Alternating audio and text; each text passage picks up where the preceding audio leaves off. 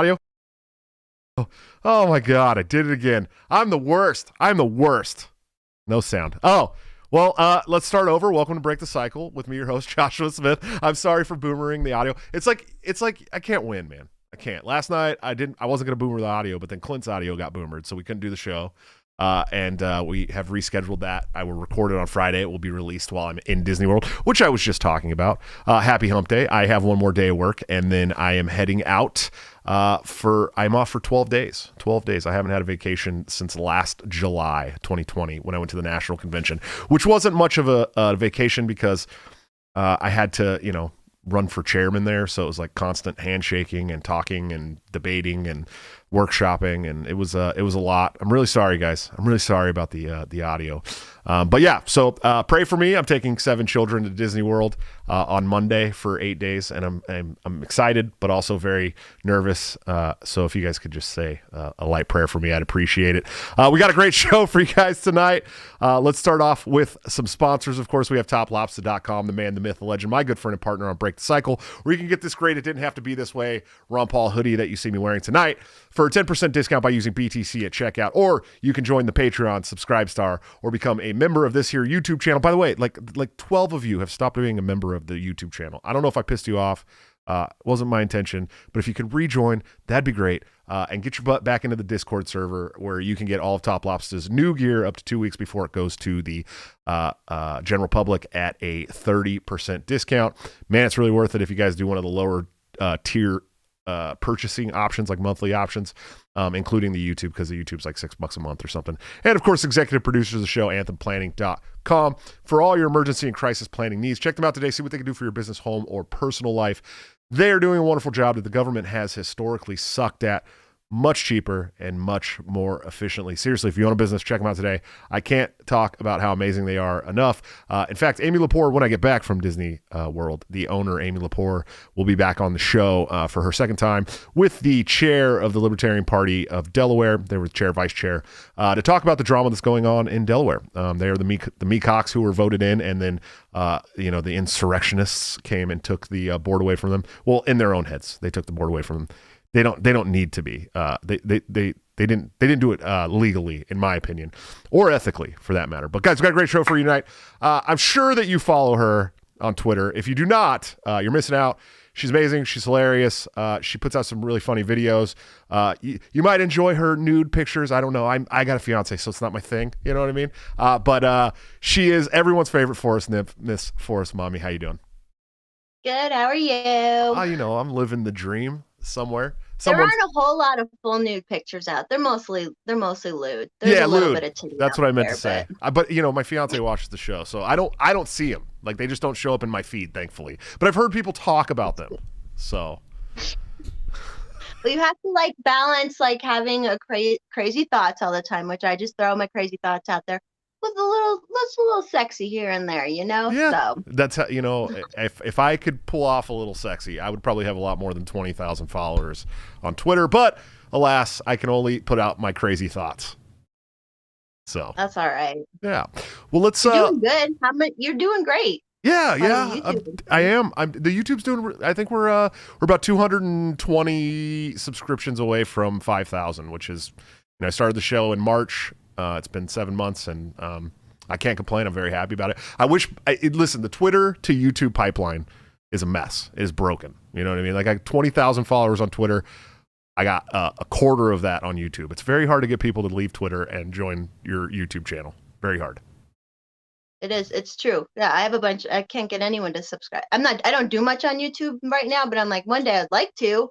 But yeah, there's no one will ever subscribe to YouTube channels for some reason. Yeah, it's very whatever. It's very, very hard. It's even if you don't watch the show, you help my algorithm by subscribing. So, if you think that the show is doing good stuff, even if you don't watch it, just subscribe anyways. It'll help. It'll help more viewers get their eyes on it. But let's talk about you. That's what we came here to do today. We came here to talk about you.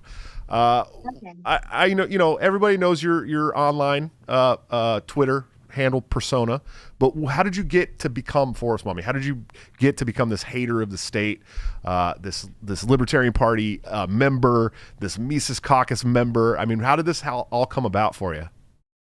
Well, all my adult life, I've always hated the fucking state. I've always been on my own thing, doing my own thing. Wasn't as politically involved because I was working and trying to survive. But last year when all this stuff was starting to go down, I got off Facebook because they kept banning me anyway. So I got off Facebook, and then I got on Twitter, and then I just started like the shutdown and everything affected me so like terribly. Like it just I had to say these things and get it out of me. And like, since I wasn't on Facebook, which thank God I mean, all my friends disown me anyways, but like, if they had seen the stuff I say on Facebook, but then I realized people on Twitter were like, yeah, you're like, what you're saying is real. What you're saying is how I feel. Like, thank you for saying it. And so then I've just kind of went crazy. I think the forest mommy persona, because it's just more fun to have a persona anyway. So Sure. the forest mommy person, I grew up in a forest and I'll die in a forest too. So that's where the forest stuff comes in. And I'm just kind of a hippy dippy earthy girl. But um, I don't know. And then it just kept growing. And I kind of had, before I got off Facebook, I kind of was on a little bit involved with libertarian anarchist, like the side of Facebook. Like I remember Brianna Coyle and all them like way back, like 2018 and stuff. And then I got on here, and then with all this crap going on last year, and like just seeing how the Libertarian National Party said nothing about the shutdowns and anything. And so it was just like, I'm going to say the hell I want. And I don't know. Now I'm just forced mommy. And I have the mommy vibes because I'm not a real mommy, but like for some reason, I just attract like people who need like a motherly love or something. So Oh well, it could be that crunchy, organic, hippie stuff. It's very nurturing. It's a nurturing kind of way. My fiance is like a crunchy, organic mom type, and she's always got some kind of weird tree bark to feed me when I'm sick or something. You know what I mean? It's like she's very nurturing. So I'm sure you have some of those same compassions, yeah. and that's men that are lost look for women that can take care of them. That's how it works. And so I say like I can help you out a little. I can't be your girlfriend, but I'll give you attention. I'll help you like I'll give you advice, you know. Yeah, So and if you're sick, we got some kind of tree bark to feed you, or I get it. oils all over. When I in the Discord server for the show, when I was going through this COVID thing recently, I told them that my worst day, my fiance is like, hey, give me your wallet. I'm going to go over to my apothecary and I'm going to get you some herbs. And I'm like, oh, okay, whatever, And so she brings me home this Pa Diarco stuff that's like some kind of tree bark that's like high in quercetin and other stuff. It's like got anti-inflammatory properties and antiviral properties. And, I never really believe in that shit. I'm like, just give me the vitamin C and the zinc. Like, you know what I mean? I'm just going to take the shit. She'll trust me. Just try it. And then I took like a half a dropper of it. And then I took another half a dropper of it like an hour later. And within an hour after that, my symptoms started subsiding. And I'm telling them this in the Discord server, and they're like, oh, great. Josh has just been introduced to the world of essential oils and he's never going to come back. He's never going to come back. And I'm telling you, I'm starting to fall for it. You know what I mean? Like I really am starting to fall for it because, I didn't believe in it for so long. And now I've seen it work. I've seen it in action. Well, humans made it all the way to modern medicine somehow, like Right. so some of it has to be real. I don't know. Well, and I'd I say feel like I'd venture to say that one of the greatest things to come out of this COVID tyranny that we've seen over the last almost 2 years was the fact that the right wing has gotten like red pilled on holistic, like organic care. You know what I mean? It's like, because they used to be like, they didn't give a shit about any of that. It was always, most of the time it was like a left leaning thing to be into these like, the hippie thing. We're the hippies now. Yeah, it's like the Republicans and the right and the Libertarians have all become like the organic, holistic care hippies. It's insane to me. It's insane to see. And the distrust of the police, which has been really nice to see the right start to kind of wane a little bit on their trust of the state and police and the police state in general. And, maybe they'll start rethinking policies like the drug war and this mass incarceration pandemic that we have in this country. And, but who knows? Who knows? I certainly don't know what's going to come out of all this. I've seen that even in my own family because I was raised conservative Christian. And they weren't like super GOP Republicans. Like we went to a Ross Perot rally in 1993 out here. So they always kind of were a little bit like that minded. But yeah, this whole year, it's like, it's been nice seeing them be like, both these parties are crap. Yeah. Like, it is really beautiful to see. And Ross, it's funny, Ross Perot was a big part of my, like I was a neocon until I was in my 20s, but when I was a kid watching Ross Perot on TV, that was like probably the first time I ever heard like smaller government principles. And the Reform Party wasn't by any means like the biggest purveyor of small government, but Ross did talk a lot about rolling back the state in a lot of areas. And, he did it in this voice, and it was fun to listen to. But he was probably the first time I ever even heard any of those terms. And it's not like something that stuck with me and like made me who I am. But when I found Ron Paul in 2008, after I had served in war, that it was Ross. Always came back to Ross in my head because I heard this shit when I was a kid, but now I got Ron Paul, who also kind of talks like this, and maybe it's just something to do with talking like that brings you to this anti-state. But it kind of harkened back to me for me as a kid. Remember seeing Ross Perot on TV, and then of course watching Saturday Night Live, and the actors play Ross Perot was always hilarious. Back when Saturday Night Live had a sense of humor. Yeah, when it was funny. Who played him? Dana Carvey? I think it was Dana Carvey that played Ross Perot, who was great. I wasn't allowed to watch that at that. My parents wouldn't let me watch it. But yeah, later on, Yeah, see, I got lucky.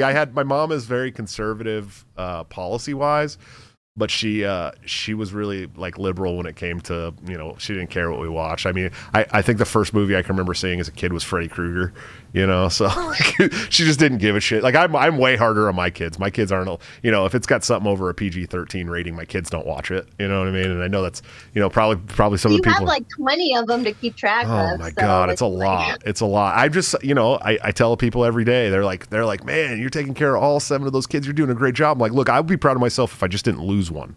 You know what I mean? Because there's 7 of them, and it's like hard to keep eyes on 7 kids all the time. It really is. Thankfully, one of them's 16, and she hates me because that's how 16-year-olds work. They don't like their dad, and so she stays with her friends and hangs out with her friends a lot. And she's got a baby, so I try to keep her home as much as I can. Like, sweetie, you got a baby. I know you hate being here, but you got a baby. You got to be home sometimes too, But the little kids, they're pretty good, and they know, we adopted 2 of them, and when one of them showed up, she was like watching a tablet with no supervision on YouTube and just watching whatever she wanted. And she said a lot of crazy things that were really scary. And we were like, okay, no more YouTube for you. And she's like, for several weeks, it was a blow up. And then she got over it. Now she's got a kid's Amazon Kindle tablet that she can watch kids YouTube on. And she doesn't ever complain about it anymore. So it's, but going to Disney. You guys are doing Disney World or Disneyland? World.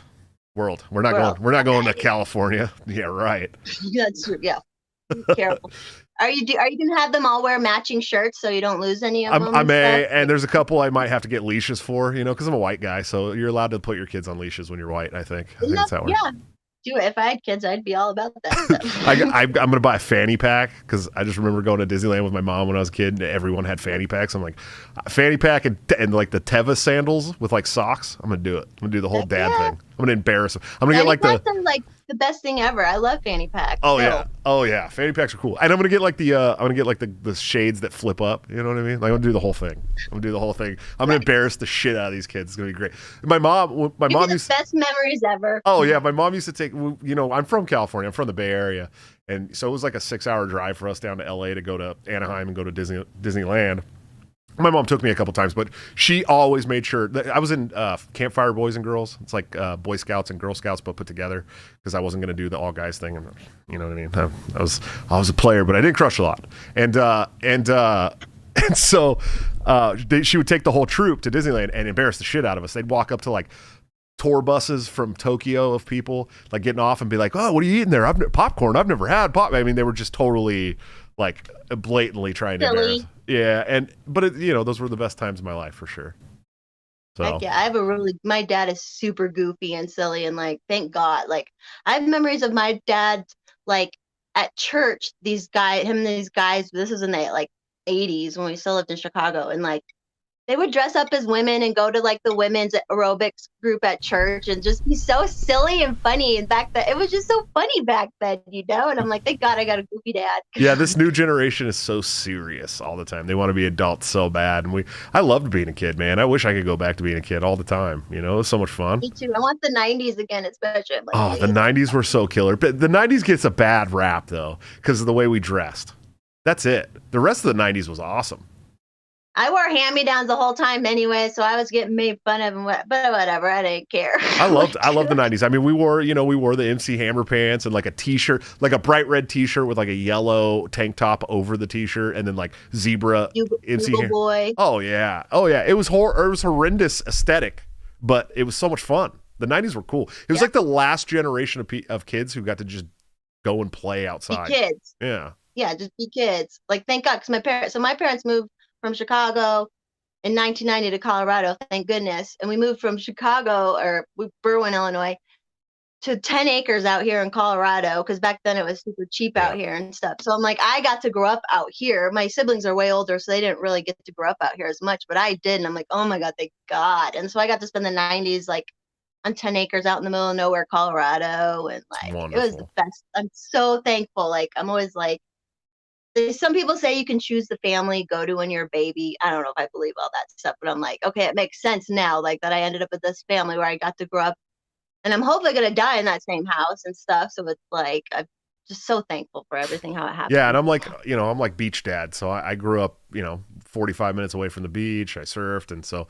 maybe it's true. Maybe there's some truth to that. I wanted to be at the ocean. Now I'm completely landlocked and I can only see lakes and streams. It's rough. It's really rough. Yeah, you're in the good old Des Moines. Yeah. Just kidding. I know it's Des Moines. Right out. I like we drive through there all the time. But Machine Shed. I love the Machine Shed. Oh, the Machine Shed is so good. People do not understand. Good.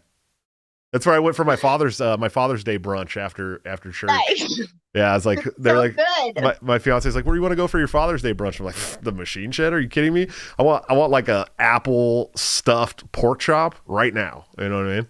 That shit's so good. Good choice. Yeah, and there's well, it's like a national award winning pork chop. Did you know that? No, I didn't. We would always end up going there during, like, when we'd be driving through, we'd stop at breakfast and stuff. But I remember the big old cinnamon rolls. Oh yeah, and the stuff. Big giant. But now we take that. Now we drive to Wisconsin more, so we take like the highway where, like, I don't know where the Machine Shed exactly is, what highway it's off. I think it's the 80. Like, the 80. Yeah, so now we hit 35 or whatever before and kind of like go around and then go north on 35. So I haven't been there in a while. But yeah, and I live right outside of Des Moines. I live in Urbandale, and I think the Machine Shed's actually in Clive, which is right outside of Des Moines too. It's all suburbs of Des Moines, all of it. Yeah. Because once you get outside the suburbs, there's nothing. It's all cornfields everywhere you go. Everywhere. Yeah. Almighty Beach, thanks for the $10 super chat, man. He said those who aren't anti-state after 2020 are the odd ones. Very correct. I don't get how any of my friends, like, I found a friend of mine who's a commie, and I'm like, what the, like, how is this, like, and these are people I know who like kind of live different lifestyles like me, and I'm like, how is this happening still? But I don't know. I blame Facebook. Facebook got people really messed up, like their algorithms and the way they like. Because I noticed it too right before I left, where I was like, I remember I didn't know who Jordan Peterson was, and I was like, oh, this guy sounds like an idiot. And then I'm like, he's not an idiot. Like, I don't agree with everything he says, but he actually has some pretty good messages. Why was I being fed this, like, and everyone who says he's an idiot was just fed that same stuff. They don't even know. They don't read them, Of course not. No one's picked up 12 Rules and read Jordan Peterson. They just want to talk shit about him because he doesn't go along with the mainstream narrative. That's really what we're at, and that's the point we're at in this country right now. If you don't go along with the mainstream narrative, you're a racist, homophobic, bigot. Like, that's what it is. That's how it's always going to be. And you live in one of those. The hippies were the ones who were against it. Like, the hippies were the anti. And right. Now it's I posted a meme where it is like an old hippie bus, and it's like anti-government, resist, and then like the new people where it's like CDC. Yeah, don't ask questions. They love it. They love the state now. It's really. I was talking about this. Who thought that the counterculture in this country in 2021 would end up being the people who just simply refuse to put an experimental vaccine in their body? That's the counterculture now. Literally, that's it. We're like hated, and we're hated for it too. It's like. It's all that social acceptance and like keeping up the Joneses stuff too, and Facebook is huge on, I think, just making people think like you have to be accepted, you have to do what the mainstream is saying, or people will like be mean to you. And I'm like, people are mean to me all my life. Like, this is weird now, and it's unprecedented, but it's also nothing new. People are mean to me, so like, Yeah, Yeah, I don't know. for It's sure, social crazy. media was a trial run for the social credit score. I mean, that's really what it has been. You know, it's our Yeah. entire lives. We went from being like private families who had friends that we shared things with to our entire life being open to the public because of social media. You know what I mean? Everything you do, and people document their whole lives on social media. I do something, you know, I post pictures of my kids sometimes, but I mean, people post their, you know, their accomplishments, their jobs, their, you know, interactions with other people, their children, their lunch. I mean, their pets, everything you do. You post it to social media. Not only is that data being saved by these, you know, conglomerates who use your data for all kinds of who knows what, but there's all kinds of people watching too that see all of this stuff, and it's become, I mean, this is the town square now. I say it on the show all the time. This is where people are judging you. It's all from social media. Like all these haters, you know, you've seen the haters that I have online. They don't fucking know me. They don't know what goes on in my house. They don't know how good I am to my children or what I do for them. They don't know about me shelling out thousands of dollars for dental work because these kids hadn't seen a dentist. They don't know about any of that shit because I don't post all that shit on Twitter all the time. You know what I mean? I just post pictures of my kids, and occasionally, like if there's a story that hits me that I want to share with people, I'll share that. But these people talk shit from a place of complete ignorance. But still, we've built programs that give people that entitlement. They feel like they're entitled to comment on your life, even if they don't know you from Adam, because of these social Yeah. media platforms. You know, They'll watch all your videos just to find one thing you said to be all like, he said this, and it's like, gee or God, yeah, I got doxxed off of Facebook. That's part of why I got off, and I'm like, this is too weird. It was just too weird, and I know like. Obviously, Twitter. Obviously, I have narcissistic traits like everybody and stuff, but like it just feels better on Twitter. I don't know why, but Twitter's a war zone, and that's the way yeah, I always put it. Is Twitter is a complete war zone. It's where you go to do battle. You know, I try to focus my battle on blue check marks because they're the enemy of the people for the most part. There's some great blue check marks out there. Michael Malice, I know you watch every one of my shows. I love you to death. But you know, a lot of the times I focus my battle on like accounts with like 4 followers. And I'm like, what? Why am I doing this? Why am I even doing this shit? You know, I'll spend like all day. they're annoying. They're like the annoying Yeah. they're like annoying little brothers, you know, or like. Yeah, it's funny. I'll spend like all day arguing with one of these accounts, and then at the end of the day, I'll be like, man, this account has 4 fucking followers. What am I do? Why am I doing this? What's the point of this shit? You know? I get it though. But yeah, it is more fun to fuck with the bigger accounts, that's for sure. Oh yeah. It is kind of fun. You can that's why Twitter's fun because you can like actually like people will like interact with you that are like bigger people and stuff. And it's like well, and I can call you I an can asshole. literally say I can literally go to the president of the United States' Twitter page and drop, you know, let's go Brandon on there, and I'm allowed to do that, you know? Like it's good. It's a good thing. Well, let's talk a little bit about the Libertarian Party. I know that's everyone's favorite subject, the Libertarian Party. But you joined the Libertarian Party. You became a member of the Mises Caucus. You know, hell yeah, the Mises Caucus. I mean, if you're going to join the Libertarian Party, in my opinion, there's not a better place to be, except for like the radical. I do like a lot of the radicals in the Radical Caucus. I'm a fan of them, and of course the Waffle House Caucus. I would be remiss if I didn't mention the Waffle House Caucus because I live in a place with no Waffle Houses. I always have, but anytime I'm in the South, you know, 3:00 in the morning after drinking all night, you got to check out the Waffle House. If you go in and the table's not greasy already, leave that bitch. It's a bad Waffle House. But why the Libertarian Party? Why the Mises Caucus? Why did you join up with these guys? So like I don't 100% still believe in the political party or the political process and everything, but I'm like my whole idea now is I got to put eggs in different baskets and different strategies in different baskets. So I'm like, well, what the hell? If the political process is legit still, I might as well put some energy into this because I have time. I'm kind of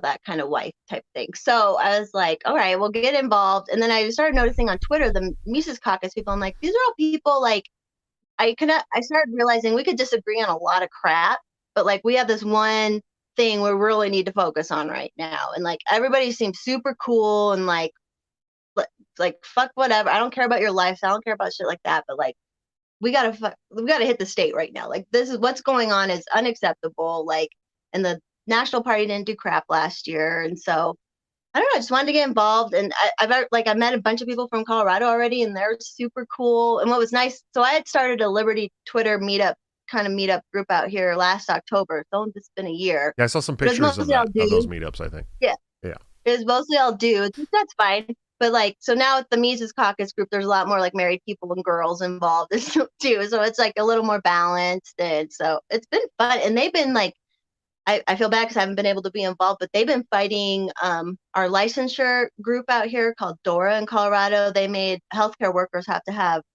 be mandated to get the thing. And so like the Mises Caucus people, they've been like doing all sorts of stuff, like filing all sorts of stuff and like giving out all this information to us what to do and how to do this and that. And so like they've been working their asses off. So it's like when people on Twitter are like, nobody's doing you're just on here talking. And I'm like, no, like I see what all these people are doing and everyone is doing a lot right now and trying to help and trying to do things. And so I'm happy to be a part of it. Just why not? If I have this energy and like a little extra cash or whatever, like let's just try. We have to try at this point. So like it's just another tool in the toolbox, which I like to call it. I'm not obviously I hate democracy. I think it's a failed experiment. I think the 200 and some odd years we've existed as a country, we've seen what democracy has given us after a very short amount of time, a couple generations. This is where we're at. You know what I mean? Like the democracy doesn't work, but at the same time, I think a war is meant to be fought on every front, and we are 100% at war with overbearing, despotic state that has way overstepped its boundaries and is now taking control of every aspect of our life, from monitoring every bank account that has $600 in it, these medical healthcare mandates that are basically telling you what we have to put in our body. What else is there? There's so many things. The lockdowns, the maskings. I mean, it's just like at some point you have to realize, the information. They are yeah. At some point you have to realize that this is no longer about health and has everything to do with power grabs. And then you start looking back at history, and you start thinking about all the other crazy incidences that have happened in this country over 200 and some odd years. And then you got to start wondering how many of those things have been, either fabricated or they used to grab more power. We know 9/11 was used to grab all kinds of power. Is used to start several wars. It was used to create the Patriot Act, which was only supposed to be temporary. We know that World War II was used to, or was it World War I? World War I was used to institute the federal income tax that was supposed to go away after wartime. That never went away. I mean, we can look over history and we know that, these things happen because of the government. So, if you're going to fight this war, if you're going to get involved in this battle, find your lane. You know what I mean? That's the important thing. Find your lane. There's all kinds of different avenues. There's Bitcoin, obviously. There's all kinds of counter economic stuff you can be involved in. And there's politics. And you can hate politics and not be involved in politics and still do your part and still work to roll back the size and scope of intrusive government. Or you can join politics too and do that. And I'm not ever going to hate on anybody for that. Even though I do it, but I'm also anti it. You know what I mean? Like it's a very weird situation. So I understand it fully, Yeah, I get that completely. I'm like, all right, we're preparing the acreage to be a bug out spot, but I'm also going to be like, going to the LP stuff. And then I just got a 3D printer, so I'm going to learn how to print guns. And like, it's just like, you have to do everything if you can. I'm looking at a 3D printer right now too. I want one, especially because you can print some really nice. They used to be bad quality. Like the Ghost gun, it was like cool to have one, but like you're only getting a couple of shots off with that, and that's it. Now they're printing these things, man, that are just. These guys got this technology. Like they're doing crazy stuff. So I'm like, my whole goal is I want to print a Barbie Glock at some point, which you should be able to. You should be able to do pretty easily. Yeah, I'm like, once I get it figured out, and like, because I'm like bad about tech stuff, so I'm like, it's going to be a whole project for me, just to like, and then I'm like, I'm going to print a Barbie Glock because why not? Why not? Why not? I'm sure, and there's probably, honest to God, there's probably already like data out there that you can just download. Yeah, the file's probably out there already for sure. I know. I've seen the Nintendo one. I've seen all kinds of cool ones that you can just get the files for. I would love to have a Nintendo Glock. I'm not gonna lie. I would love to have a Nintendo Glock. I am a dork at heart. I am a total geek. I love my video games. Although I play Xbox now, I don't play Nintendo or PlayStation anymore. But I play Fortnite with my son. You know what I mean? So I'm still a nerd. I don't know how to Do build they it even all. still have a Nintendo? Anything? Does Nintendo do anything Yeah, anymore? they had the Switch. The Nintendo Switch is I think that's their newest thing, and all the kids, you can like set it on the dock and play it on your TV, or pull it off and play it handheld with the like clip-on handles. It's pretty cool. It's actually pretty cool. And they have some pretty cool games, but I'm not, I don't play Nintendo. Nintendo's always seemed like for kids to me. I don't know. That's like the most I could ever do. I'm not a gamer now, but I remember I used to love uh Nintendo 64, the racing one, Mario Kart. Like that was just so much fun, back then. Everybody played that. Like that was the best thing ever. But that I'm and like, I don't have attention span for anything now except for Twitter and YouTube. So that's why I like first person shooters, because they last like 7 minutes. You know what I mean? Like each game's like 7 to 15 minutes, and then I could just put it down and stop playing. But when you start playing some of those older games where you're playing for 6 weeks straight, it's like I can't do that anymore. I don't have the attention span. I'm too busy. You are busy. Yeah. I don't know how you do it, man. I get exhausted just thinking about it. It is rough. It is a rough life. But, I'm making do. No, you're doing good, and it's the people like you who should be like taking care of that many kids and bringing up that many kids. And plus, if you start a big garden, you got all these workers now too. That's the goal. We want to get a farm. So the more you support this show, the closer you can get us to getting 7 kids on the farm. That's the goal eventually. But making them work. Yeah. Putting them to work. Yeah, definitely. But that's like good work. That's fun work. Like agriculture, because I grew up in not like totally in agriculture, but in agriculture. And like being born into agriculture, being able to do any kind of agriculture, like that's privilege to me. Like to be able to have a horse is privilege to me. I'm like, if you get born into that life where you know how to grow stuff and know how to like take care of things and put a fence up, like that's key, man. That's awesome. Right. So if your kids could do it, good. I agree fully. Absolutely. So someone asked on Twitter when I was announcing the show with you, they wanted to know what your sex positivity was about in your profile. I don't know who this person is, but I know that when I had Brandy Love on, you seem to be a pretty big fan of Brandy Love, and she's very sex positive.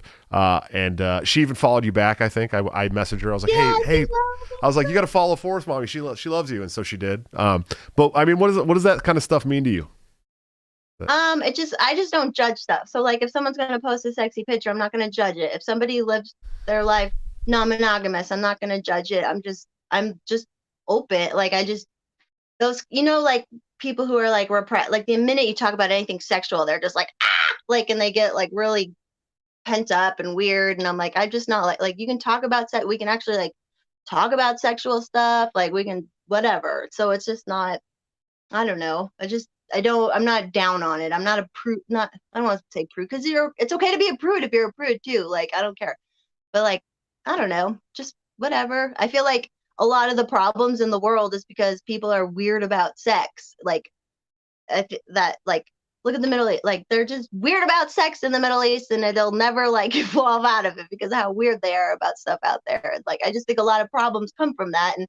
But obviously the pendulum has swung too far. Like lately with a lot of these people, like there's 14-year-olds saying they're bisexual and they're discriminated against right now. And I'm like, you haven't even had, like, you're 14, like, stop. Like, I want you to know yourself and learn about yourself. But like, it's just, I just try to be like open and honest. And I have so many different kinds of friends, or I used to, and I have in my life, where it's like, I'm just not weird about stuff, I guess. Yeah, it's really strange. Like, especially with the trans children issue has always been weird to me. Like, I have trans friends. I have, it doesn't bother me at all. But like when my little sister was 7 or 6, maybe, she came out of her bedroom one day wearing all my clothes and told us to call her Kevin for a week. You know what I mean? Like, kids do shit like that. It's a normal thing that kids do. She's not trans. She doesn't want to be trans. But for a week, for like a week, she wanted to be called Kevin, and she wore my skater clothes, and they were way too big and baggy on her. But that's really an issue that they push now, is like kids can do this, and it's like that's kind of where I'm gonna draw the line with you. You know what I mean? Me too. Yeah. Especially like when they want to pump them full of stuff. I'm like I was such a huge tomboy growing up out in the country, and my like secondary I'm very feminine now, but like, thank God no one when I was growing up was like, oh, maybe you're a boy. Cause I always had wanted short hair. I was out doing boy things. Like, thank God no one said it. No one put that in my head. And now they're putting it in people's head. And it's like, stop, just let them. How about they're just, that's who they are. Like if they want to be called Kevin for a week and that's fine, you go along with it, but you don't have, like, they've gone way too far and it's weird. And it's all part of this whole thing now. When you can like go down the whole conspiracy theories of like, getting everybody dependent on big pharma and stuff. And I'm like, how much money are the plastic surgeons making off of like young people transitioning right now and stuff, and everything like that. Well, it's and the like, hormone pills and all that stuff, they're not cheap either. You know what I mean? You can't go back from that. Like, let people's bodies and minds develop and like be positive and be accepting, but you don't have to like, it's like, I saw someone say this the other day, how like a trans kid is like white women's like gift to God, because now they can like say they have a trans kid or whatever. Sure. That's like, but that's probably social media too, because it's the monkey see, monkey do stuff on top of that. It's like, well, it's like, and it's like a, sex positive other than that. Yeah. Well, it's like a thing that's like pushed on kids through the media, and parents, I'm sure a lot of the times are the culprit. You know what I mean? You learn so much from your parents. I don't think people understand how much you learn from your parents. You know what I mean? Like, you learn way more. Most parental situation, most family situations, you learn way more from your parents than you do from school. You know what I mean? About life and who you want to be and love and relationships and all this shit. You learn all that from your family. Like, you don't learn that from school. You know what I mean? Like, that's not shit. Right. They don't even do like civics class in school anymore. You know what I mean? They don't do home ec. They don't teach you all the like the essential shit that you need to know in this country. They teach you a false version of history. This sugar-coated version of history. They give you tons of math you're never going to use, almost guaranteed you're never going to use. You have English classes, and at one point you get to a place in English where it's like, unless you're going to be a writer, you know what I mean, or a teacher, like, it doesn't matter anymore. And it's like, it's all these valuable life skills that you learn. You learn that shit outside the classroom. You learn that from your parents. You learn that from your family, your brothers, your sisters, and so. That I'm not a psychologist. I'm going to preface all this stuff. I'm not a psychologist. I did take one class in college and I got a B+. Okay. But this what's the term I'm looking for? It's like your surroundings, right? Like where you live. It has a lot to do with conditioning who you're going to become. And I think that some parents, they, as a big FU to the man, and white people or cis hetero people or whatever it is, the du jour, they fuck with their kids, and it's like, don't fuck with your kids, man. You know what I mean? Yeah, and same from the other, because I was raised with some weird stuff too from the like conservative Christian side. So it's like, just stop being so forceful about it and stop being so in people's head about it, like from either side now. But this side's getting a little like, it's just getting weird with all the hormones and stuff too. I'm like, what are we doing? But, yeah. Well, I have a friend who has a girlfriend. They broke up, but his girlfriend at the time was like, I'm not ever going to be able to have babies with you because I don't want to bring any more white people into this world to contribute to white anger or white rage or whatever. It's like, holy shit, these people really think like this. This is a legit thing. Like I don't want cis hetero white kids. So if I'm white, I can't have kids. Like, fuck you, man. You know what I mean? It's crazy. Shit's crazy. That's so crazy. That's too much. I know we're getting way off here, but it's interesting. So what is I've had a lot of people on from California, New York, Florida, these places that are like, talked about all the time in the COVID headlines, because New York, obviously, and California, very tyrannistic. Florida, obviously, very open. My state, Iowa, has been very open for, over a year. It's been really nice. But what's Colorado been like? So the initial shutdowns are the initial shutdowns, and then they did the mask mandate, and then they were kind of open all 2020 summer, and then they shut down again, and then it's been pretty open lately, but now everything is going to, you have to have the vax. Like, I used to love to go dancing once a month, and it was, once everything opened back up, they were open for like 3 months, but then they were like, you have to have the vaccine to come here, and it's a gay club. And I'm like, that is so dumb and ironic. But so I'm not going dancing anymore. So everything's fine. Like the grocery stores are fine. Going shopping's fine. It's just that like a lot of like the venues, like I don't know if Red Rocks went that way yet. I know Red Rocks will probably go vax only. I so can only like, imagine how much, how many customers Red Rocks will lose if they do that. Yeah, I don't know. I know some of the other stuff is, and it's I don't. I volunteer. I've worked in land conservation, volunteering and being on a board and stuff for 6 years, giving them money, and I wasn't allowed to the board retreat last week. I wasn't allowed to go because I'm not vaccinated, and I'm like, this is a science organization. They're all older. Some of them were around during Jim Crow, the people who are on the board and stuff. Like I'm the only young person. They've loved me being involved because I'm young, and we need that for like longevity. And now I'm like, I hate them now. I really, not to be like for me, but I really felt discriminated against. And I donated money this year to them and did volunteering every chance I could this year. And now I'm like, well, screw you. Why did I even do that? Like, so there's like dumb things like that going on. And it's stupid because the county that they did it in, which is a little bit more of a Liberty County, they have no restrictions. So I'm like, why wasn't I allowed to this meeting? Like, it's just stupid. But overall, things are fine, and there's enough to do, and there's enough, like, it's fine right now. But we have Polis, our governor's terrible. Yeah, he's a terrible governor. Sure, yeah, he's terrible, and I'm sure they're gonna do something sneaky coming up with flu season and all that. So I don't know. I'm just preparing.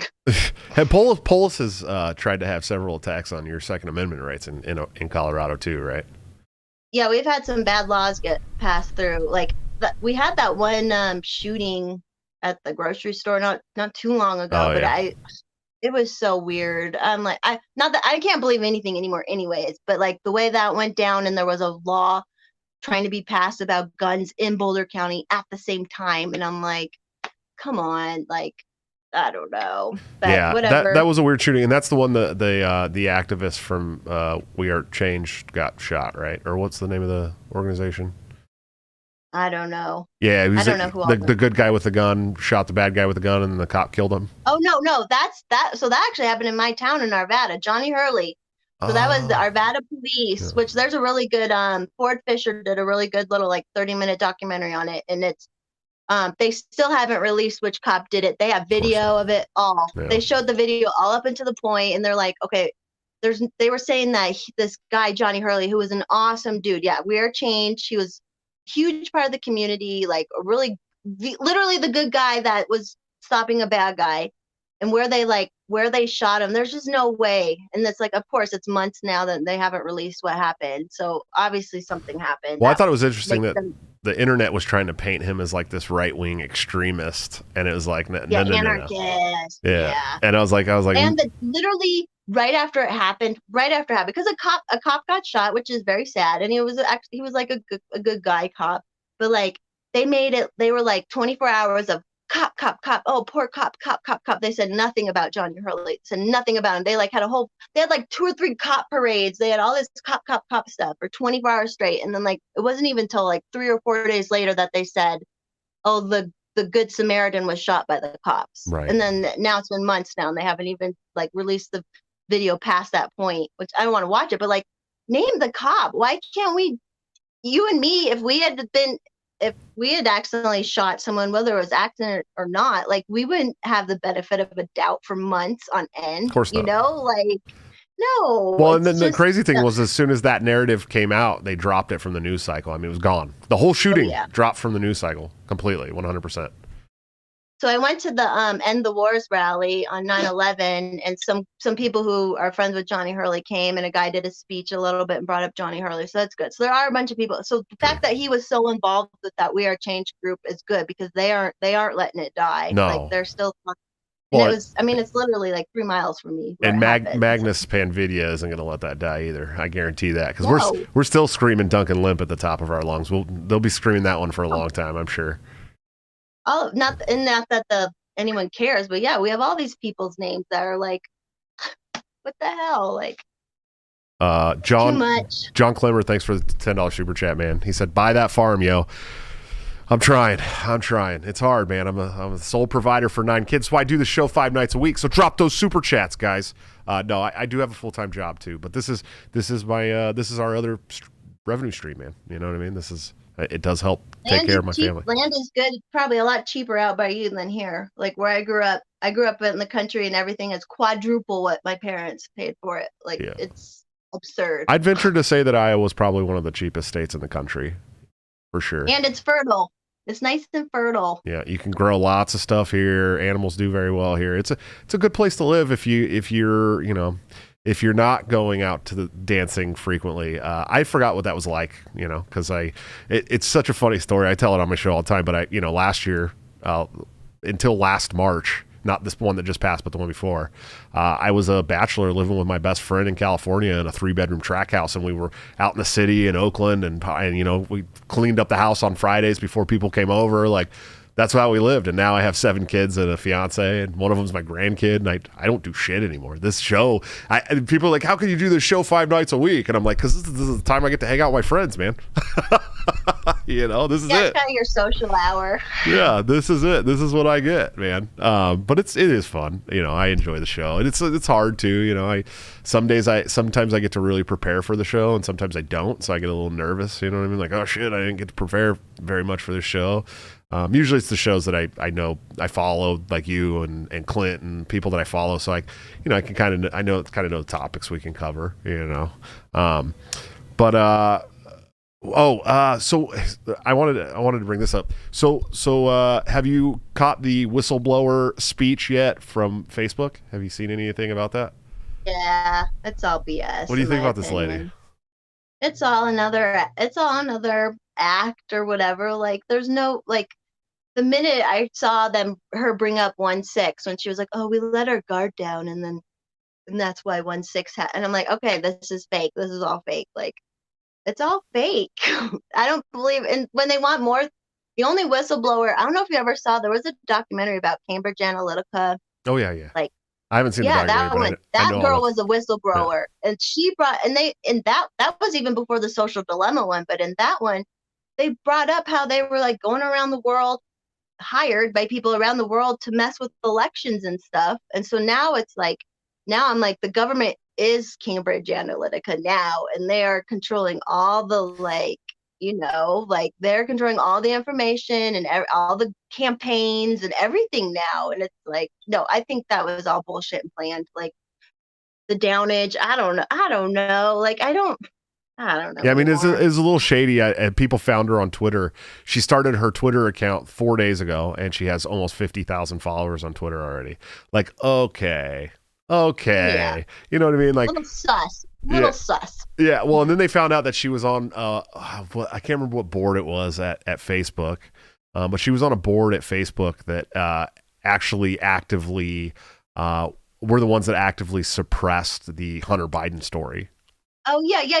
Yeah. So, like, okay, which is true. And right. No one's come out and talked about it or said, sorry, we were wrong for suppressing that. Like, they control everything at this point. It's just like, it's crazy. It's like the truthful stuff will get you banned. Like the Hunter Biden stuff, the lab in Wuhan. That's what got me kicked off Facebook. I was booted for Facebook from October of last year until like a month ago.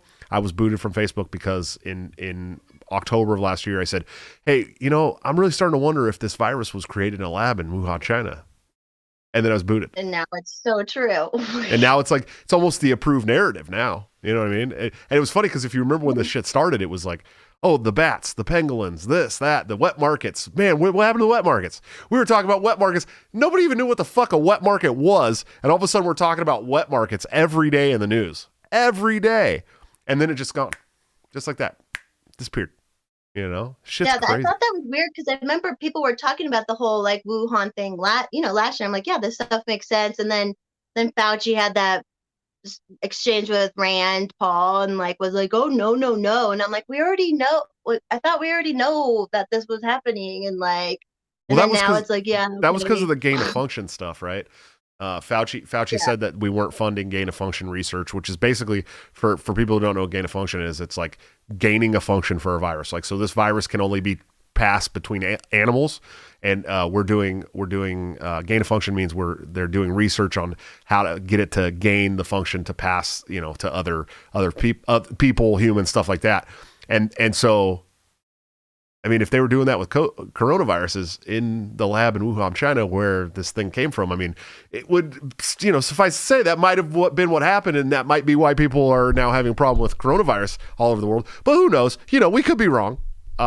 Doubtful. I could be wrong. Although there was a thing today I just saw where like the guy who's the NIH guy who's resigning was like, oh yeah, in 2018 we were gonna make a new coronavirus and blah blah blah, and like it's just they're villains. They're literally like comic book villains, and like I just want to sit in the forest and go dancing once in a while, and these people are villains controlling our lives. Like, ugh. Well, and I talked about this a little bit on the show too. It's like they've convinced so much of this population to become brown shirts in this country and tell on their neighbors and shit, and I have to think about it like, dude, we only get one fucking life, man. We get one life. We get one life to enjoy. That's it. And it's short. It's short. And do you want to spend it being a tattletale as an adult because somebody wants to go to work to feed their family or needs to go to the grocery store to feed their family? Do you want to make all businesses like healthcare checkers? You know what I mean? Like, do you think that that's the role of businesses is to check your health papers? No, motherfucker. Get over it. You know what I mean? Like, it's already, and thankfully I live in Iowa where it's the first state in the country that's declared the pandemic over, where they've declared COVID is endemic. It's going to be here every year. We just have to learn to live with it. It's the first state in the country to do it. Not even Florida's done that yet. So that was really cool. And I just happened to move here like right when all this shit started. And I'm like, thank God, my goodness. But now we went to the legislative session started yesterday at the Capitol for the Iowa legislators. And we went down to the Capitol because all these, freedom groups came together. Informed Choice Iowa, Healthcare Freedom Iowa, TPUSA was there, which I thought, I'm not the biggest Turning Point fan, but I was like stoked to see them there. Whatever. Yeah, it's like I show up. And I feel the same as like Clint and Reed and all these great people that I respect greatly. If you're willing to fight the issue of our time, I'm gonna fight with you, man. I don't care. I don't care about your. I literally don't care about your views on culture or your views on if you want to be like conservative or liberal. I don't care about any of that. Are you going to push back on the state trying to make it hard for me to provide for my family if I don't take experimental medical advice from them? If you're gonna fight with me on that, perfect. Let's do it. Like I got you. You know what I mean? Like I got your back. Let's get it going for sure. Yeah. Yeah. So. It's not even like I tell people, I'm like, it's not even left and I don't care about left and right now. Like it's this hitting us from the top. Like I don't care about this. Like we have to fight this. Yeah. So whoever wants to show up.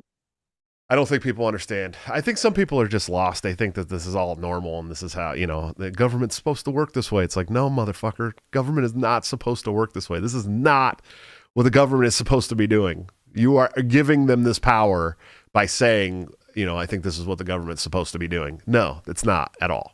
Well, Forrest Mommy, we're getting to the end of the live stream here. Can you tell the folks watching how they can find you, support you, listen to you, all that great stuff?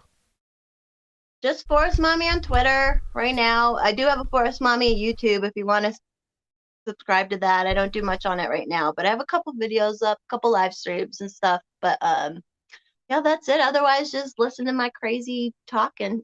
Yeah, absolutely. And if you got a podcast out there, hit up Forrest Mommy, get her on. She's fun. It's a good time, right?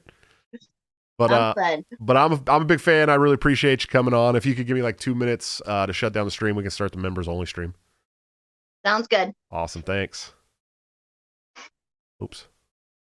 All right, guys. Another awesome episode of Break the Cycle. Forrest Mommy's super cool. Go follow her. She's got some pretty base takes and some funny videos. The one pinned to the top of her profile. Every time I come across it, I laugh at it. It's true though. It's really true. She did the Karen thing pretty well. Definitely check that out, guys. Coming up on the show tomorrow. Mac from Mac and Liberty and Hobbying.org is going to be here. She's based. That's going to be crazy. Absolute savage. It's going to be a fun time. And of course, we're going to end the week on Friday with my friend Yal Becker, up and coming rising star. She's got a great podcast. She is also very based. Savage. Absolute savage. And she just left New York. She's a New York expat who moved to Texas, I believe. So she's got a lot of great stories about that stuff. Check out our sponsors, of course, toplobster.com, the man, the myth, the legend, my good friend, and partner on Break the Cycle, where you can get this great, it didn't have to be this way, Ron Paul hoodie that I'm wearing tonight by using BTC at checkout for a 10% discount. Or guys, join the Patreon or Subscribe Star. They're both / Break the Cycle JS. Now is the best time ever because I'm about to go to Disney World with 7 kids and I need all the help I can get. Or you can join the YouTube channel right here under all my videos and get into the members only streams live, which is like $6 a month or something like that. And you get all the custom emojis, custom badges that change colors depending on how many months you've been a member. Like State of Dissidence tonight turned 2 months old, so he now has the ice blue Break the Cycle badge. Thank you so much for that, man. He's also said, what you're doing is beyond commendable. I appreciate what you're doing. I appreciate what you are doing, sir. I look forward to working with you in the future. Johnny Coincharmer. God, I hope I said that right, bro. He threw a $10 super chat too. Said, glad to drop in for this, buy that farm, but not in the old timey sense, stay based. Yeah. Hopefully not, man. My boss today told me if I didn't do something, he was going to kill me. I said, don't throw me with a good time, buddy. I'm very stressed. But no, I do. I think that we'll get the farm eventually. I might be too old to work on it by the time we get it, but we'll see what happens. Of course, check out our executive producers, anthemplanning.com, for all your emergency and crisis planning needs. Check them out today. See what they can do for your business, home, or personal life. They're doing a wonderful job that the government has historically sucked at, much cheaper and much more efficiently. Seriously, if you own a business, check them out today. They're amazing. I promise you will not be disappointed. Guys, going to go to the members only stream and talk about, all kinds of crazy shit. That's what we do in the members only stream. It's a fun time. So if you want to come and watch us, join right now under all my videos by hitting join for $6 a month. I promise you it's worth it. There's like 70 members only streams up there right now. So there's a lot of content that you guys can get for that, cheap amount every month. Plus, it helps out Break the Cycle, and I appreciate you guys. But I will see you tomorrow for the show with Mac from Mac and Liberty. Until then, don't forget to break the cycle.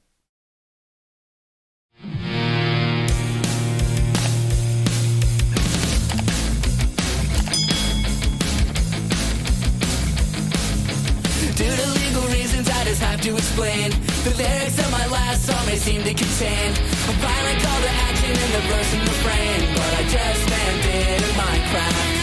The helicopter part was in reference to GTA 5 and the things you do. So any violence you commit, I am not an excuse, because I just landed in Minecraft.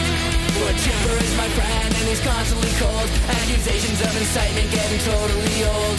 Make your own choices, yeah, you have control, because I just landed in Minecraft. Obviously I would never advocate force unless there's due process and a trial, of course. And if you're convicted, we will make you a corpse. In Minecraft, just in Minecraft. Nothing I mean, you know it. No product dinners, gets it close to COVID. Holy shit, I think I'm a poet. In Minecraft.